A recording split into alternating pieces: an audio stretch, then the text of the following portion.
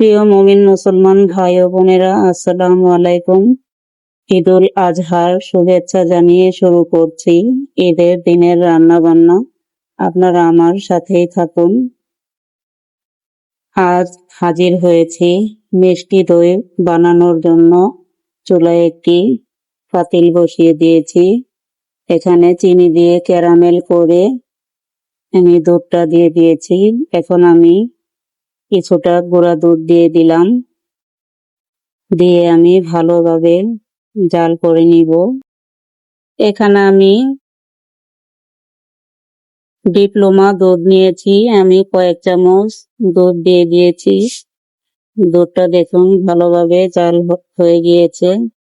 এখন আমি দইটা বসাবো একটা মাটির প্লেটে।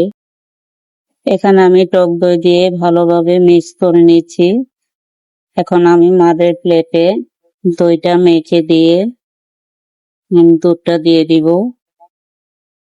দিয়ে দিলাম। এখন আমি একটি কাঁথা দিয়ে ভালোভাবে ঢেকে দিয়েছি।